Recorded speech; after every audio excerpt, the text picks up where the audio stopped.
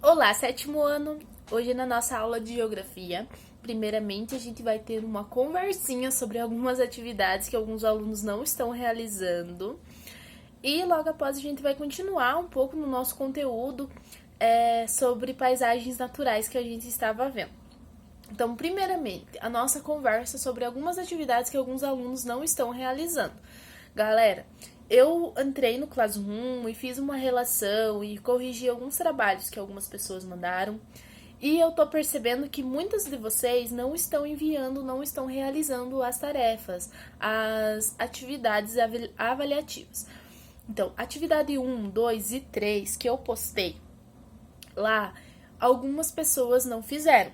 É, Se vocês forem ver, às vezes não enviou, às vezes vocês fizeram e não enviou. Então, o porquê que a prof veio aqui cobrar vocês sobre essas atividades que alguns de vocês não fizeram? A prova todos fizeram, então a prova que é o mais importante sempre tem que ser feita. Então a prova não tem problema porque todo mundo fez, mas os trabalhos é muito importante ser feito por dois motivos. Primeiro motivo, a nota. Então, cada trabalho, ele é avaliativo, ele vai valer 1 ou 2 pontos, ele vai valer pouco. Só que de pouco em pouco, se vocês não forem fazendo, vocês vão ficar sem essa nota, tá? Porque se um trabalho vale 1, outro trabalho vale 1 e o outro trabalho vale 1, já são 3 pontos se vocês não fizerem. Então, esses 3 pontos lá no final do trimestre vai fazer falta para vocês. E a prof não faz recuperação de trabalho, a prof faz recuperação apenas de prova. Então, é importante vocês estarem sempre atentos, sempre realizarem as atividades por conta desta nota que podem fazer falta para vocês lá no final do trimestre. Segundo motivo, a aprendizagem.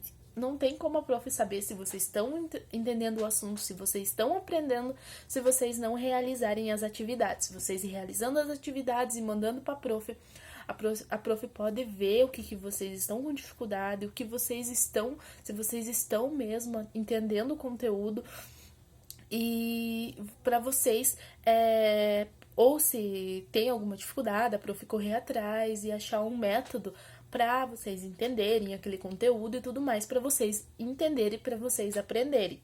Então, é uma via de mão dupla. Vocês realizam as atividades e colocam o conhecimento de vocês e a prof vê o que vocês estão tendo dificuldade para trazer novas inovações, novos métodos para vocês aprenderem o conteúdo, tá bom? Então a prof veio pedir para vocês realizarem as atividades sempre que possível, principalmente as atividades avaliativas, tá? Porque senão chega no final do trimestre, todo mundo entrega atrasado lá no último dia e a prof tá ocupada com as provas finais e não vai ter muito tempo para corrigir os trabalhos. Então, é uma colaboração com a prof.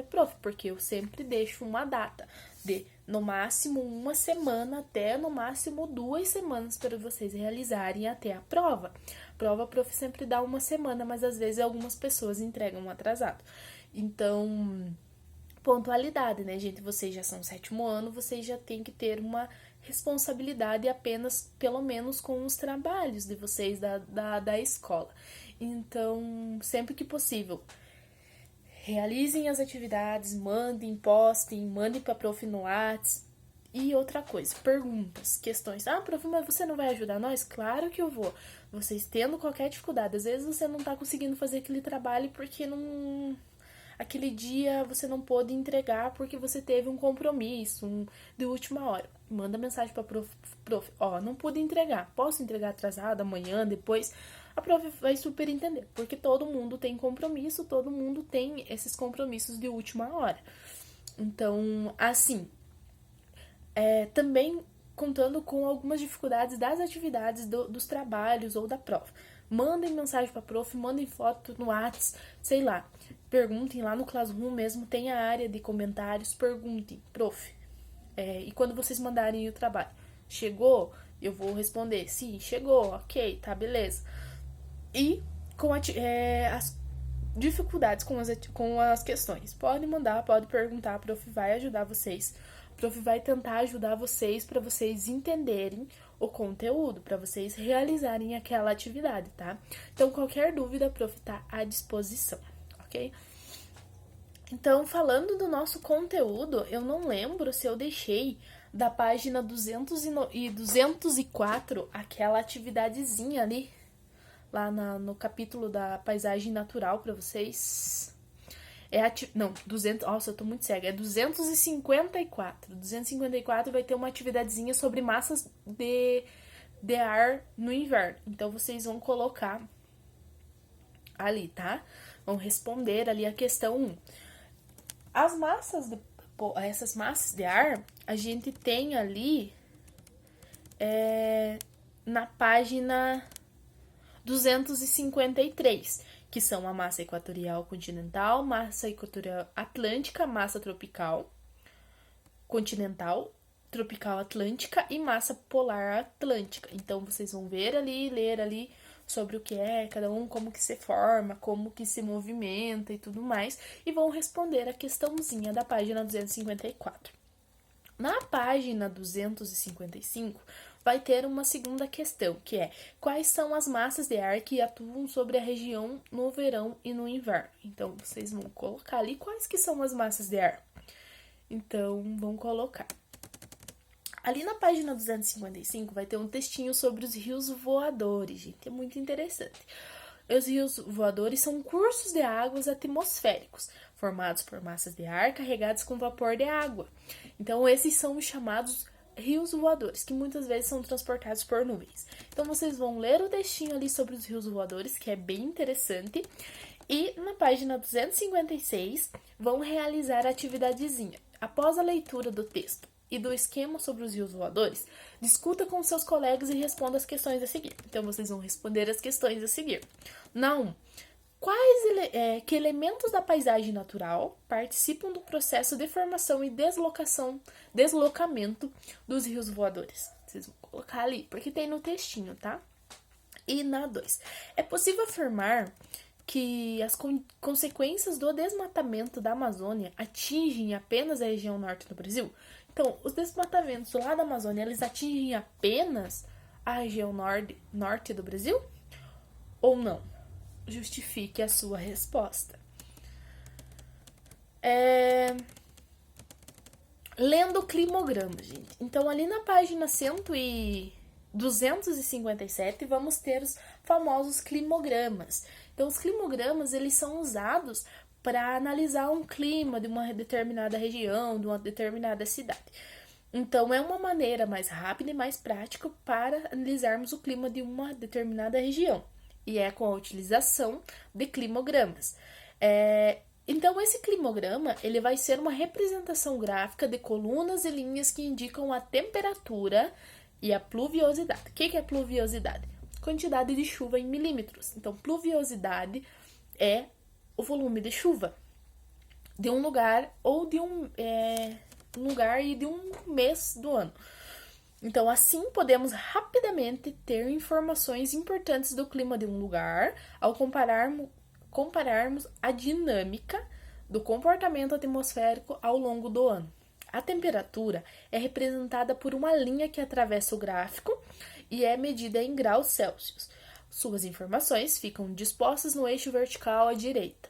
Já o volume pluviométrico é constituído por barras e quantificado em milímetros, que é a pluviosidade, tá?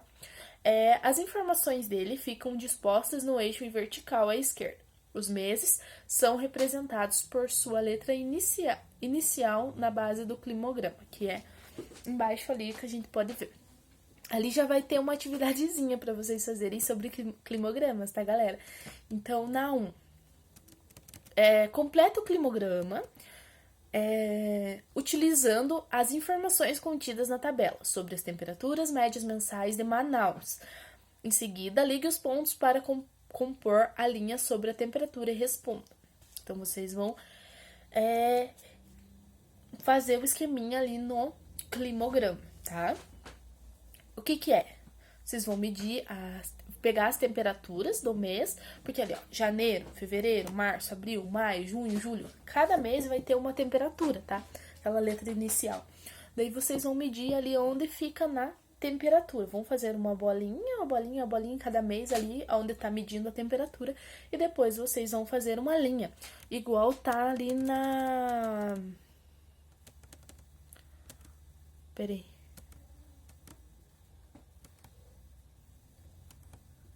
É, igual fazer assim um risquinho, tá? Quais são vocês vão responder, e quais são os 2 meses mais quentes, quais são os 2 meses mais frios, e descreva o comportamento da temperatura ao longo do ano. Então, o que é descreva a temperatura ao longo do ano? A temperatura aumentou muito, diminuiu? Em que mês ela diminuiu muito ou oscilou demais? Vamos colocar isso. Na questão 2, nós vamos ter... agora complete as barras faltantes sobre a pluviosidade. Novamente, utilize as informações contidas na tabela. Em seguida, responda o que você pede. Então, vamos usar o que está na tabela para responder o que está faltando no gráfico, tá? Então, vamos fazer completar as barras faltantes do gráfico. Pode dar 5 lápis mesmo, fazer tipo uma barrinha. E vão responder as questões. Quais foram os 2 meses mais chuvosos? Quais foram os 2 meses mais secos? E descreva o comportamento pluviométrico ao longo do ano. Vocês vão dizer, em tal mês oscilou mais a chuva. Que agora a gente tá falando de pluviosidade.